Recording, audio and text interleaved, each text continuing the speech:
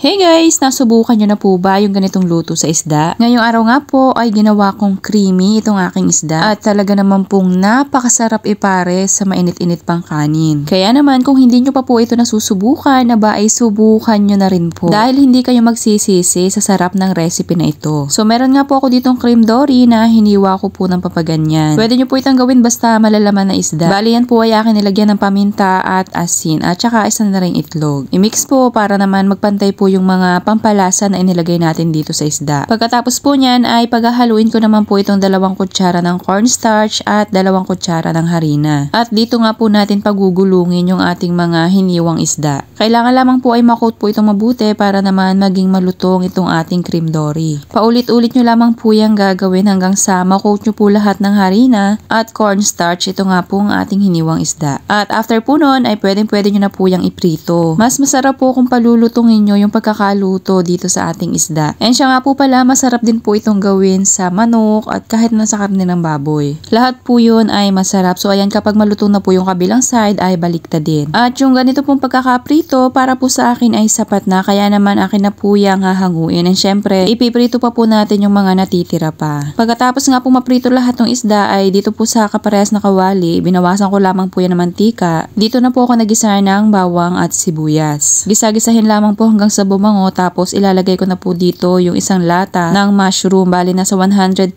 grams po yan. Igisa po ng mabuti itong ating mushroom para po mas lalong masarap. At naglagay na rin po ako dyan ng mga pampalasa katulad ng paminta, toyo at seasoning granules. Yung ating pong kompletong sangkap ay ilalagay ko na lamang po ulit sa bandang dulo po ng ating video. At pagkatapos po nyan ay pwede na po natin ilagay dito yung ating evaporated milk. Bali yung isang malaking lata po ay hindi ko po inilahat yan. May natira pa po ako dyang mga 1/4 ng dami ng gatas doon sa isang lata. Halu-haluin po yan at syempre hintayin na lamang po natin yung lumapot katulad po nito. Tikman at kung sapat na po ang lasa ay pwede na po nating ilagay dito yung ating mga pinritong isda. At sandaling luto na lamang po yan. Hahayaan na lamang po natin yung manuot dito sa isda itong ating pinakang cream. At kung hanggang ngayon nga po ay kasama pa rin kita, pakipusuan nyo naman po itong ating recipe. And pakicomment nyo na rin po kung hanggang saan po ba umabot itong masarap nating recipe sa isda. So ayan, malapit ko na nga pong hanguin ay nagbudbud pa po ako dito ng fried garlic at ito nga pong ating spring onion. Yun naman po ay optional na lang. Pero mas masarap po kapag meron yan. At ayan, pwede nyo na po yung hanguin and syempre